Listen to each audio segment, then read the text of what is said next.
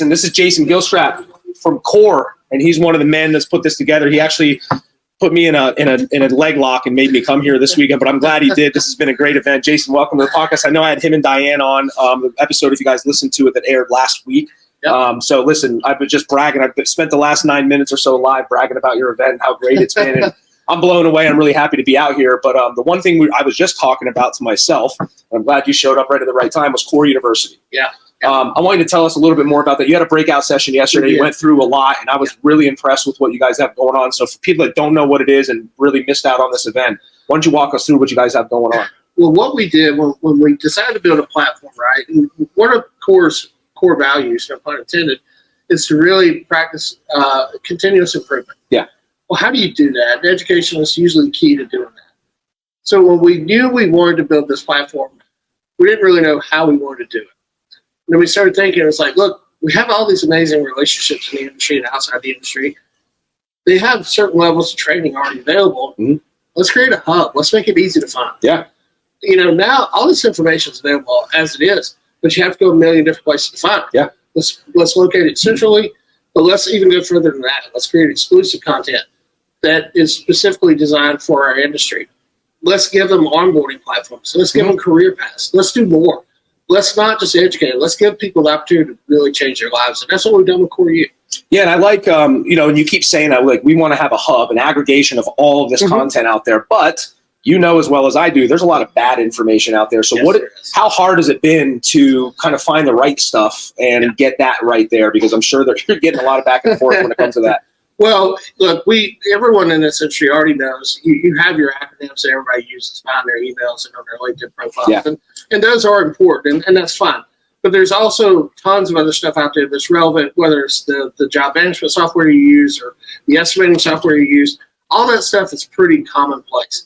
Now, when you get into some other issues, you know, HR and because where we want to expand, because all that stuff's traditionally not offered in a lot of places in our industry, you know, then you really have to be careful because you can. But the way we decided to do it is we've had people say, okay, we want to be the only safety provider. Yeah. No, not going to happen. Right. We want more providers. It's true capitalism at its best. Yeah. We want the end user to have the option to pick what fits them the best, regardless of who the provider is. Yeah. So I'm sure that vetting process is pretty stringent. It is. Yeah. I know I can only speak for my industry and marketing. There's a lot of BS out there. So, you know, I really appreciate, again, it just attests to what you have going on. When is it actually officially launching? So you can actually go now, register now. We have about 130 courses that are active right now. By the end of September, we'll have over 400. By the end of the year, we'll have over 1,000. What's the URL? I'm going to put it in on the banner for here for anybody. Go with, Core University Online.com. I'm going here.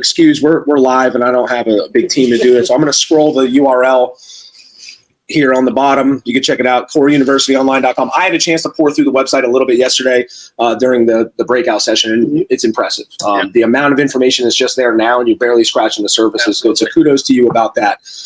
So there's a couple things I've run across since I've been here.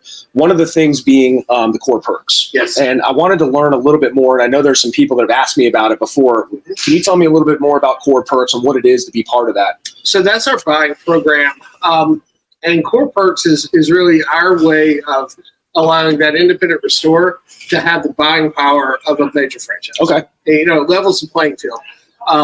You know, your small, you know, mom and pop shop can't always get the same pricing as your larger franchise models because they just don't have a buying power. Sure. So Core Perks is our effort to alleviate that and level the playing field.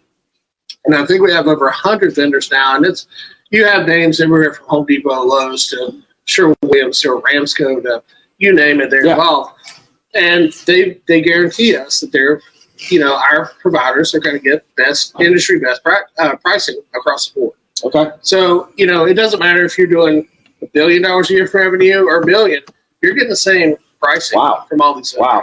Yeah, that's tough to do. So that's awesome. How do people get involved with the Core Perks? I think it's coreperks.com. Okay. And I'll clarify that for you. But everything I'm sure they can reach from gowithcore.com, your main website. Core.com is the main hub, and you can find all kinds of information. So we're on day 3 of the collective. Yeah. This is, again, talking about this event like till I'm blue in the face. It's great. Kudos to you and your team. I mean, it's very impressive. I had no idea what to expect. Maybe that's why I'm so blown away, but I have a hard time. There's a meditation room, guys. I mean, breakfast this morning. I mean, there's not a lot of events that do it like you guys do it. The event last night, we're all kind of dragging ass a little bit this morning because of the music festival that they actually put on. And we thought, amazing, right? yeah, just a theme, I'm thinking theme. Okay, yeah, whatever. We're going to have some music playing in a hall somewhere. No, Core rented out this entire park, an entire, a food. It's called Fairground Austin. Yeah.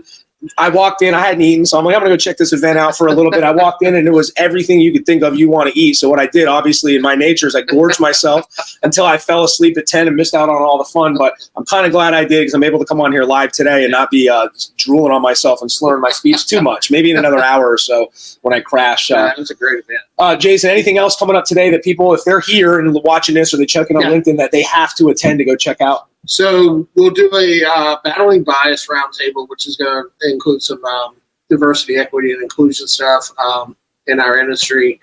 And then I will be hosting another breakout session on Core University. On Core University? Okay. So if you're here at the Collective and you're up in your room and you're nursing a hangover from the music festival last night, make sure you don't miss that. I saw the breakout session on the Core U. It's definitely worth a watch. And then check out everything they got going on. Now I'm going to get a little bit granular with you about the restoration industry in general. I want to know, and I ask everybody this all the time, and I may even have asked you this the other day on the podcast, but what do you see the biggest issue this industry is facing today? So it's funny. We were asked this question first of the year by our CEO, Dan Cassera, and he's like, what do you think our biggest issue is? To me, it is our reputation as an industry. Yeah, right? Okay. That's one of the things I think we have to overcome is whether it be carriers, whether it be just bad press, whatever. Contractors in general don't always have the best image. Yeah. But restoration contractors, because we often work directly with insurance, we have somewhat of a negative image. And, Core, that's the main part of us is to reinvent that image and recreate it and put some pride back in some people's step when they say they're a restoration contractor.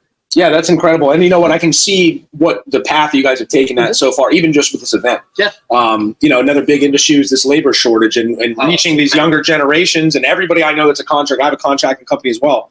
It's tough. It's tough to hire. Just people don't know about this industry. That like would you be said. number two. Number one and number two. They're pretty much, and they go hand in hand because if you're not educating the industry and they have why would anybody want to go into something that's got a bad name? So I think, again, patting you guys on the back some more. You guys are really doing the right thing. Not a lot of people are doing what you guys are doing here at Core, so that's incredible. Yeah, the labor shortage is something we're all going to feel really soon. So worse and worse. Really, Core University will help alleviate some of that. We have some packages built into the platform, some solutions in the program itself, but we're all going to feel that pressure really soon. Yeah, I think you had some numbers up yesterday. I think we're going to need another 500,000 people to complete the work that's already come up just this year. Current demand. And we've got 3 months left in the year, I guess now. September already. Yep.